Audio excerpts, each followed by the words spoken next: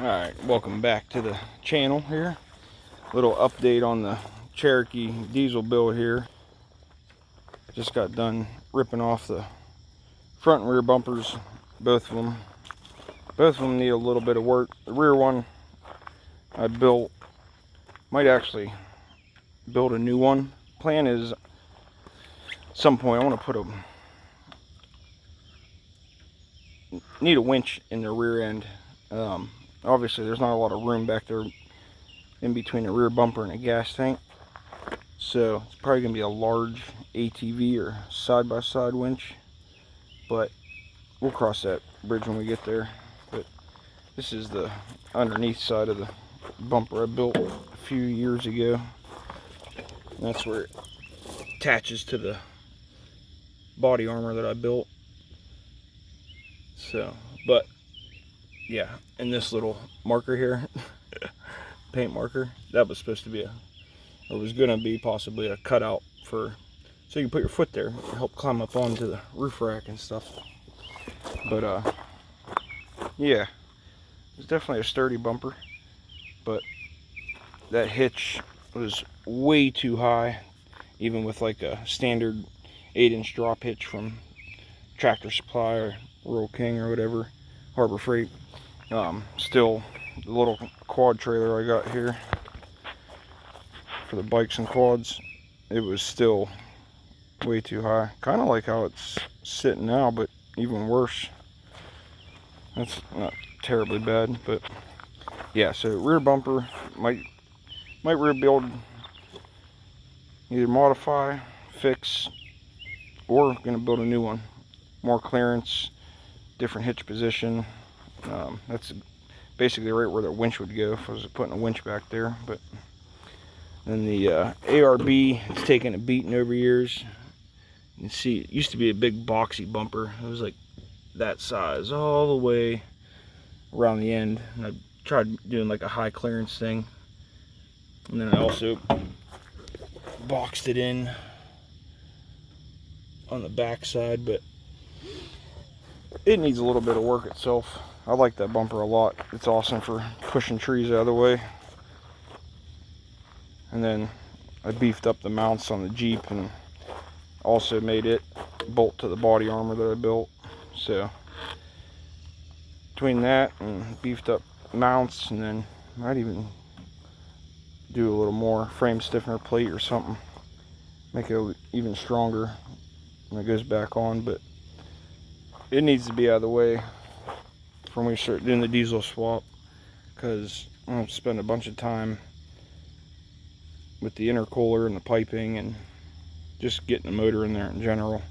So I want to get everything out of the way. The grill's coming off, obviously the hood. I'm going to try and make this a nicely done project.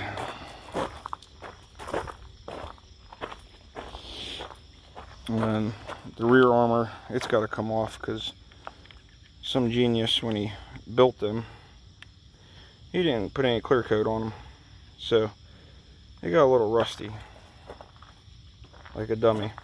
I built the rears first before I built the fronts. See, the fronts I clear coated, and they're holding up just fine. Happy with the way they turned out. I'm not going to do any rebuilding, just basically do some bunch of sand into the paint, some new fresh paint, and then a couple coats of clear coat. But see what we got going on back here. I got new leaf springs sitting in the garage. They're going on because I can't tell, this thing's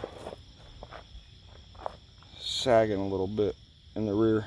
Those leaf springs in the rear, they were on my last Jeep. They're every bit of like 8 years old. So new leaf springs, and then we got a little rebuilding. It's got to go on back here for the bumper mount, and then a little bit of sheet metal work. So not a big deal. Like I said, I want to do a winch back here. So there's gonna be a little bit of changing going on, and then also we're going to be bringing the fuel tank out of the Diesel Liberty. It's going in here. It's similar in size, but not identical. So there'll be a little bit of changes for it, I'm sure. Nothing can be just bolt in and go. But so that sheet metal area there and the bumper mounts, that rear bumper mounts, how beat up it is, sheet metal. I got these here a while ago.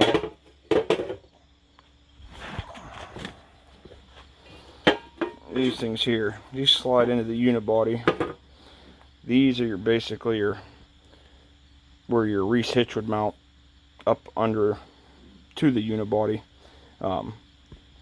This whole structure gets welded into the unibody, do some plug welds and whatnot, and then this area back here, it'll actually be like this in the Jeep.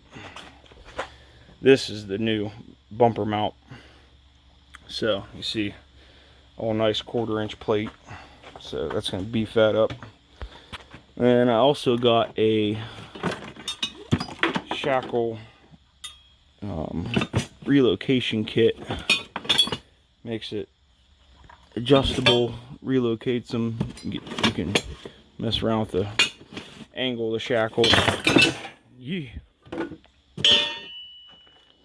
So yeah, gonna be a bunch going on back there, but first and foremost is going to be obviously the diesel swap, getting that rolling. But bumpers need to come off, lighten it up, and help me get the leaf springs swapped out, changed out. So the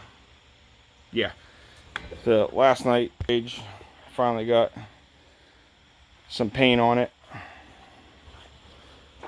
Finally, it's amazing how much better a fabricated piece looks with a little bit of paint on there.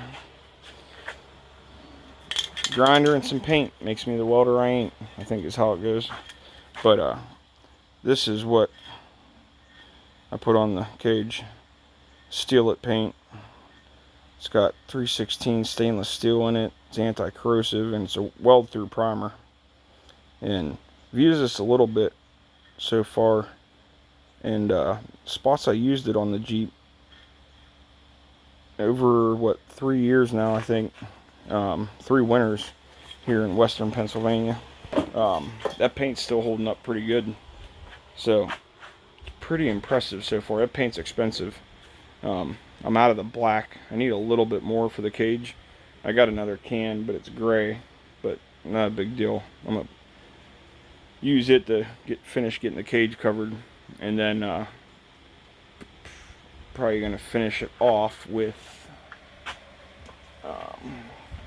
this Rust-Oleum. It's called the Rugged Black. Cheap. It's at Walmart, but that's what's on the body armor panels I built, and with some clear coat on there. You've seen the front ones. I got almost a solid 2 years so far driving. It's I think 2 winters and then like 2 full years actually driving that, hitting trails, rubbing against trees, and it's holding up good. It's cheap compared to, the others, Raptor Liner, Herculiner. Nothing wrong with them, but why spend all the money if you ain't got to? Save it for other stuff, some performance stuff. So that's just a little update where we're at with the XJ. I'm gonna do a little more, but we're going down to Tennessee, Smoky Mountain Jeep invasion here in a couple weeks, so probably hold off from diving too far into the XJ.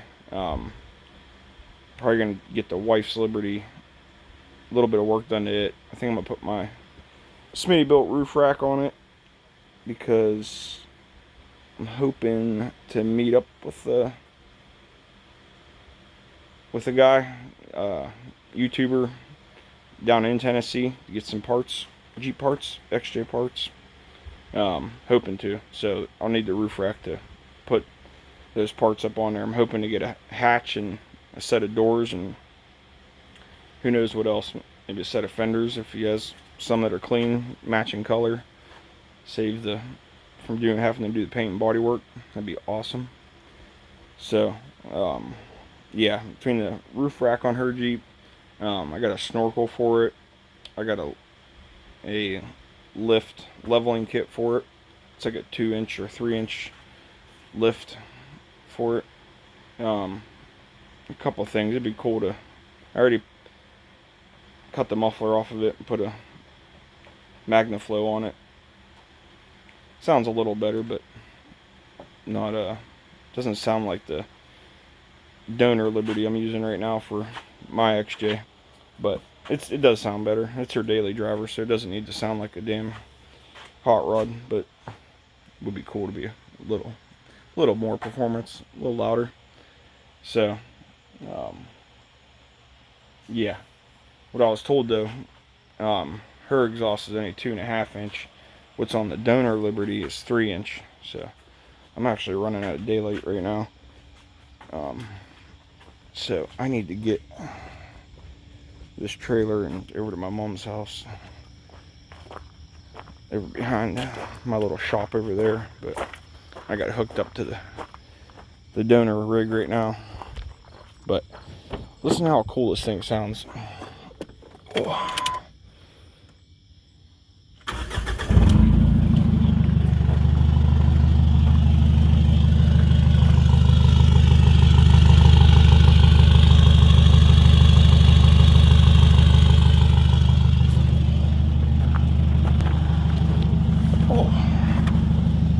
Sounds like basically a full-size truck.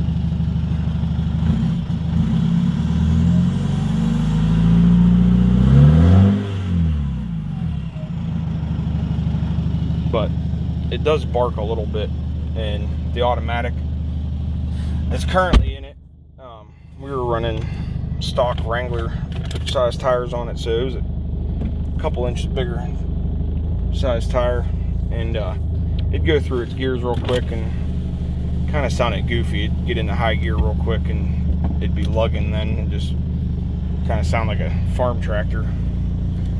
Yeah, I wasn't a huge fan. Nobody was a huge fan of that sound. Maybe a couple people that didn't have any real clue on judgment. But yeah, so that's where we're at with the XJ currently. I was hoping to be a little further along. I think that's just how all projects go, but we're gonna hit it hard after Tennessee, and we get back, and who knows, there's another big Jeep event in October up in Butler. There's no way it'll be totally finished by then, but maybe together enough to go and attend with it. So we'll see. Yeah, once things get rolling, might get a little more motivated, and who knows, we'll see. But that's it. Thanks for checking in and hanging out. If you're new here, like and subscribe, and post a comment if you want to. I'll answer any questions that are there. But yeah, thanks for checking me out, and see you on the next one.